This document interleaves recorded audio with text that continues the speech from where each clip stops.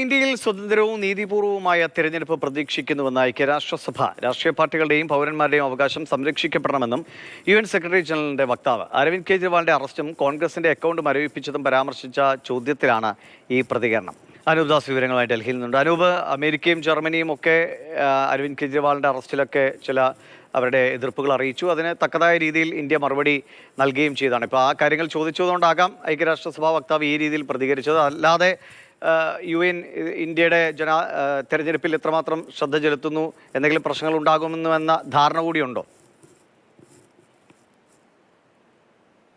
അല്ല, ഈ അരവിന്ദ് കെജ്രിവാളിന്റെ അറസ്റ്റ്, ഒപ്പം തന്നെ പ്രതിപക്ഷ പാർട്ടികളുടെ അക്കൗണ്ടുമായി ബന്ധപ്പെട്ടിപ്പോൾ ആദായനികുതി വകുപ്പ് ഉൾപ്പെടെ നടത്തിക്കൊണ്ടിരിക്കുന്ന ഇടപെടലുകൾ എന്നിവ സംബന്ധിച്ച ചോദ്യത്തിനാണ് ഈ മറുപടി വന്നത്.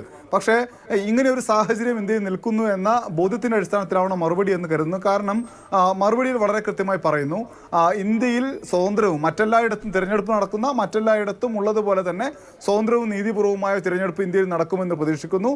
എല്ലാ വോട്ടർമാർക്കും സ്വതന്ത്രമായി വോട്ട് ചെയ്യാനുള്ള അവകാശം ഉണ്ടാകുമെന്ന് പ്രതീക്ഷിക്കുന്നു. വോട്ടർമാരുടെ കാര്യം മാത്രമല്ല, എല്ലാ രാഷ്ട്രീയ പാർട്ടികൾക്കും അതിനനുസരിച്ച സൗകര്യങ്ങൾ ഉണ്ടാകുമെന്ന് കരുതുന്നു എന്ന് കൂടി പറയുന്നുണ്ട്. കഴിഞ്ഞ ദിവസങ്ങളിൽ നമ്മൾ കണ്ട കാഴ്ച, അരവിന്ദ് കെജ്രിവാളിന്റെ അറസ്റ്റിനെ ജർമ്മനി അതിലൊരു ആശങ്ക രേഖപ്പെടുത്തി രംഗത്ത് വരികയാണ്. ജർമ്മനിയിലെ ഇന്ത്യയുടെ പ്രതിനിധിയെ ഇന്ത്യ വിളിച്ചു വരുത്തി പ്രതിഷേധം അറിയിച്ചു.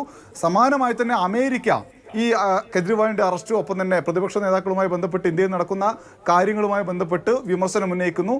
ആദ്യം ഇന്ത്യ വലിയ പ്രതിഷേധം അറിയിച്ചു. എന്നാൽ ആ പ്രതിഷേധം അറിയിച്ച ദിവസം തന്നെ വീണ്ടും അമേരിക്ക ആശങ്കയുമായി രംഗത്ത് വരുന്ന കാഴ്ച കണ്ടു. അതായത് ലോകരാജ്യങ്ങളൊപ്പം തന്നെ ഐക്യരാഷ്ട്രസഭയെല്ലാം ഇന്ത്യയിൽ നടക്കുന്ന കാര്യങ്ങളെ സസൂക്ഷ്മം നിരീക്ഷിക്കുന്നുണ്ട് എന്ന് സൂചിപ്പിക്കുന്ന പ്രതികരണങ്ങളാണ് കഴിഞ്ഞ കുറച്ച് ദിവസങ്ങളായി നമുക്ക് മുന്നിലേക്ക് വരുന്നത്.